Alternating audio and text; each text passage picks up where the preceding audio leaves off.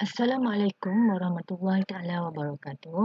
Hari ini kita akan belajar cara membuat soalan subjektif dan menanda menggunakan Google Form. Bersama saya, Cikgu 2N 3 NKA. Okey, pada paparan ini, apa yang cikgu perlu buat adalah cikgu buka tab baru, cikgu type Google Form dan cikgu akan nampak paparan ini. Okay, bila sampai di sini, cikgu pilih yang atas sekali Google Form Free Online Service Survey for Personal User. Klik yang ini. Okay, keluar paparan ini, cikgu pilih Go to Form. Okay, klik Go to Form. Cikgu akan nampak paparan Google Form yang ini. Ini adalah Google Form, paparan Google Form yang saya punya adalah email saya. Ini. Tapi di sini saya mengisyorkan cikgu menggunakan email digital learning. Okey, tengok dekat paparan atas ni. Cikgu bawa cursor kat sini dan cikgu akan nampak satu email. Ini adalah email digital learning saya. Okey, kenapa saya mengisyorkan guna email digital learning adalah sekiranya Google Form yang cikgu buat, cikgu nak masukkan ke dalam Google Classroom. So, dia akan memudahkan cikgu dan tidak akan ada pencanggahan semasa memasukkan Google Form dalam Google Classroom. Okey. Kita tengok kat sini ada dua. Satu blank, satu lagi adalah blank quiz. Okey, apa beza di antara dua ni? Okey, katakanlah cikgu terklik blank. Katakanlah cikgu terklik blank.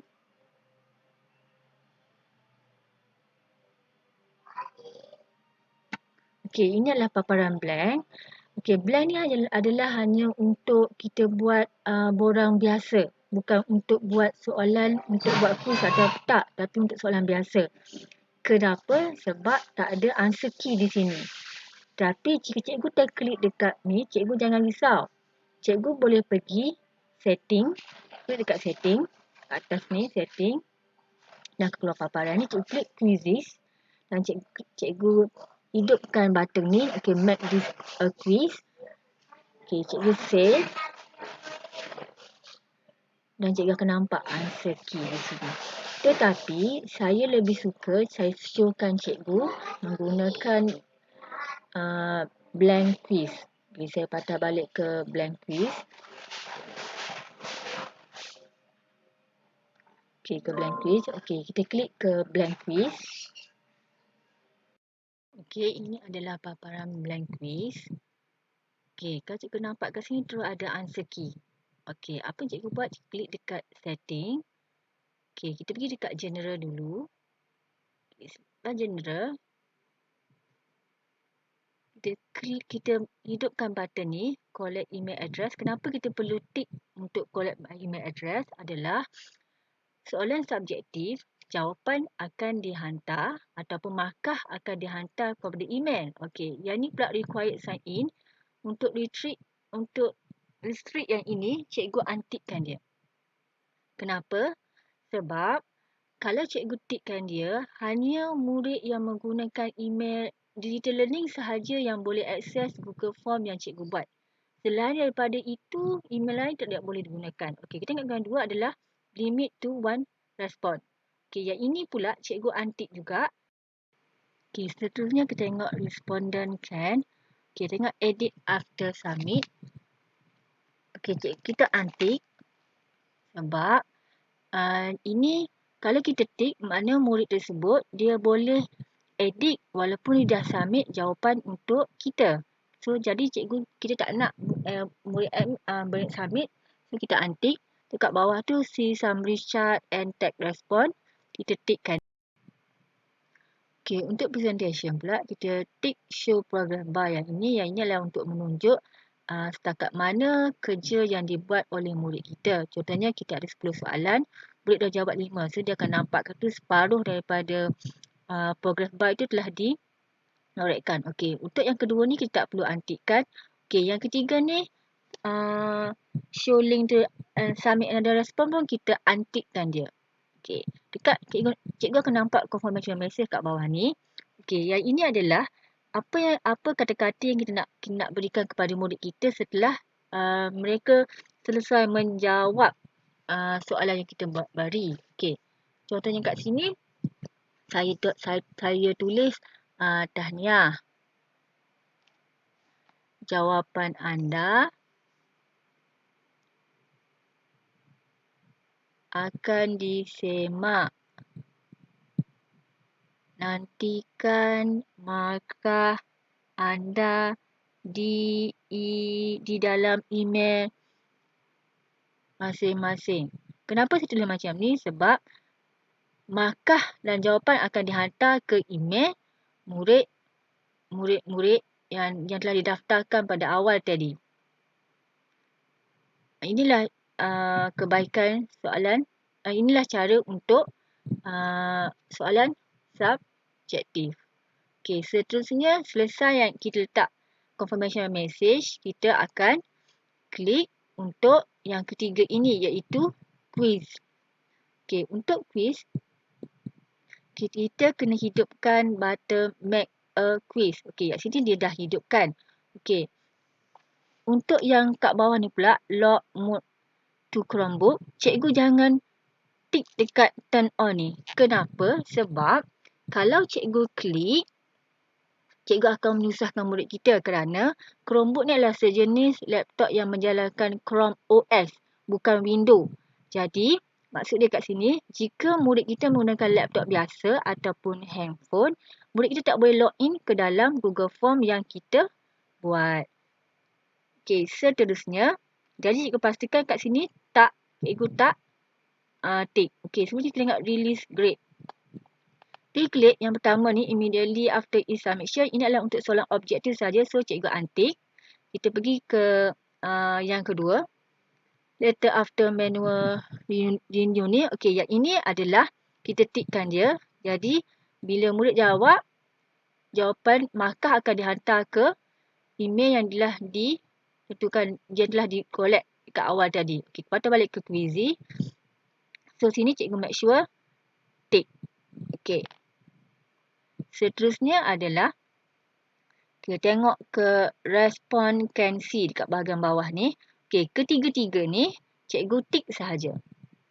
Cikgu tick this question, correct answer. Semua cikgu tick. Okey, selesai yang ni cikgu klik button save. Okey, bermulalah kita untuk membuat soalan. Okey, first kali saya letakkan tajuk dulu. Kat sini saya letak tajuk. Okey, soalan subjektif. Okey, cikgu tengok kat sini dah ada email address. Secara auto dah ada email address kat sini. Sebab kita tadi kita tick collect email tu. Okey, kita letak dulu arahan dia jawab semua soalan. Okey, kita akan buat soalan pertama.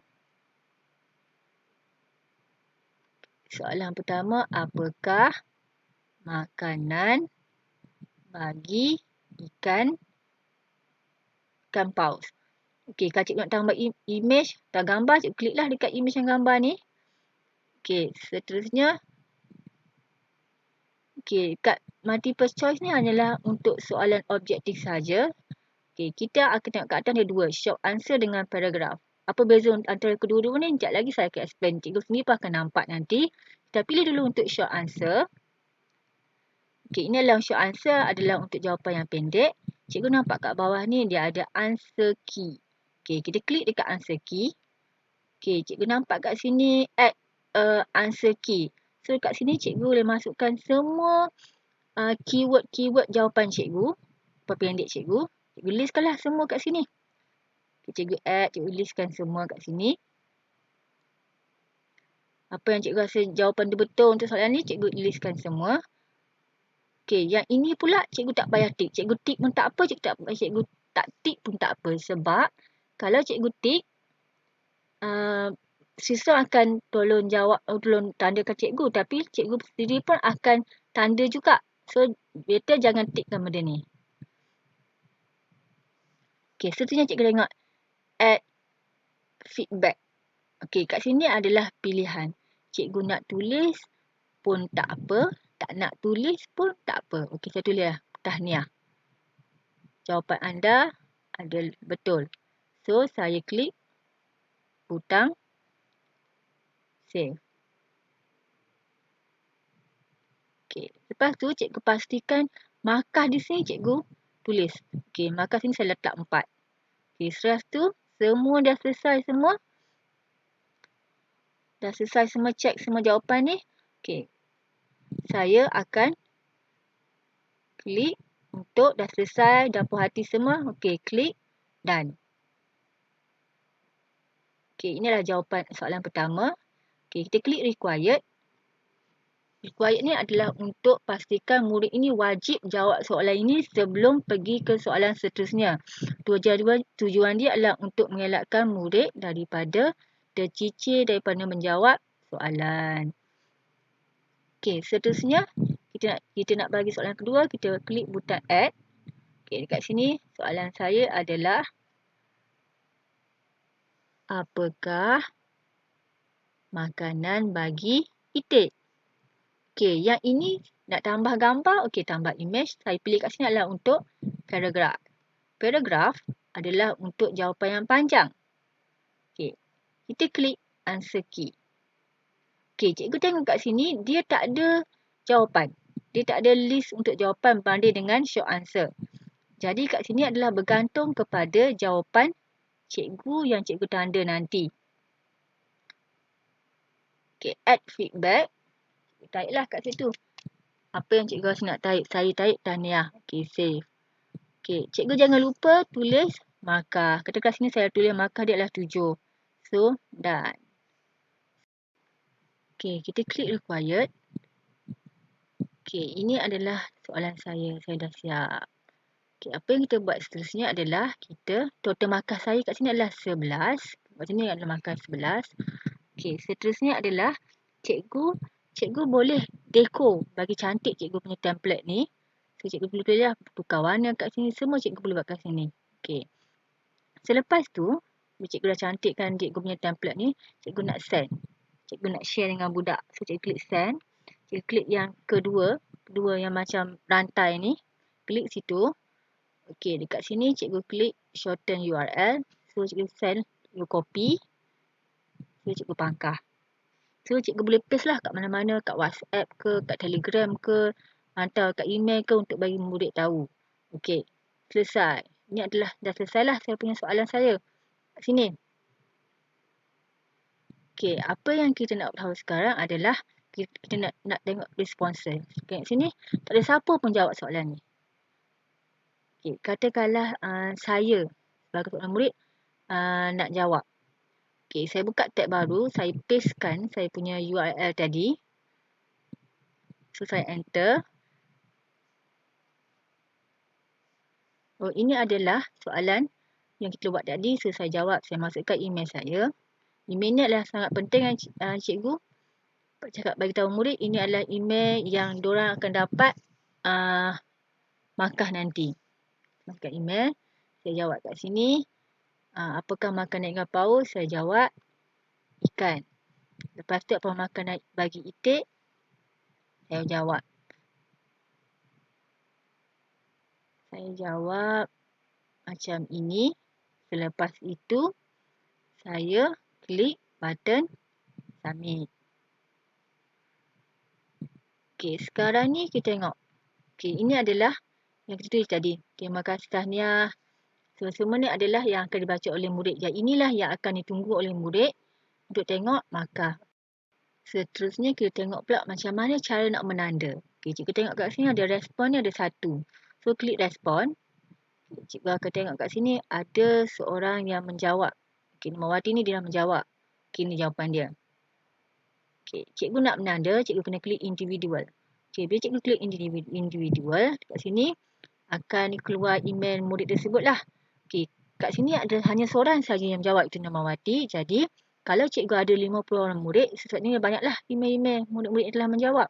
Sini, so cikgu klik lah. One by one. Okey, cikgu klik yang pertama ni. Okey, cikgu tengok jawapan dia. Okey, dia buat kat sini, jawapan dia adalah ikan. Cikgu rasa jawapan ini adalah betul. Boleh diterima ikan. Cuma dia tak spesifik, so cikgu bagi markah kat sini. Kat sini berapa cikgu nak bagi? Kata saya bagi 2. Okay, so setiap kali cikgu berubah kat sini markah, cikgu akan klik save. Okay, cikgu klik save. Okay, tengok soalan kedua. Okay, murid ini dia jawab macam ni. Jawapan dia ni agak boleh mencabar cikgu lah. Tapi dia berusaha untuk menjawab. Jadi cikgu rasa cikgu nak bagi markah atas usaha dia. So, cikgu bagi markah kat situ 3. So, cikgu pun klik butang save. Okay, kalau cikgu perasan, setiap kali cikgu bagi markah, klik butang save kat sini, cikgu klik markah, cikgu akan nampak add individual feedback. Maknanya kat sini adalah cikgu bagi komen personal terhadap murid tersebut. Okay, cuba kalau kita klik kat sini, klik dekat individual feedback ni. Ini adalah yang awal tadi yang saya bagi. Okay, klik kat individual feedback. Okay, nampak kat sini. Saya akan tulis tahniah. So, ini hanya akan dapat dibaca oleh murid tersebut sahaja. Okay, klik butang save. Okay, setiap kali perubahan, memang kita akan klik save. Okay, tengok soalan kedua. Pun kita klik add feedback. Yang tahniah ni adalah daripada yang awal ni. Saya bagi awal. Klik tahniah. Okay, tambahlah apa cikgu tambah kat sini. Ini adalah pilihan. Kalau cikgu tak nak tulis pun tak apa. Cikgu abaikan. So, kat sini saya tulis tahniah. Sila jumpa saya selepas setelah tamat tempoh PKP untuk perbincangan. So, cikgu klik butang save.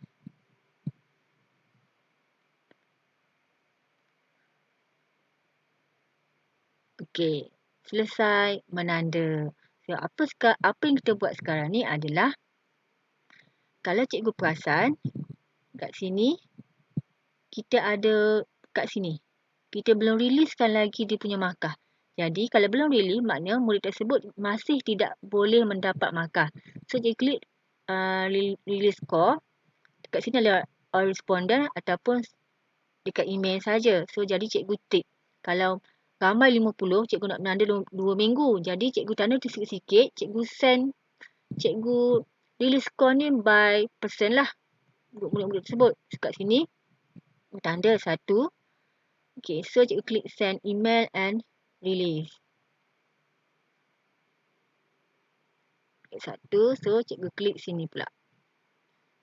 Send email and release. Klik.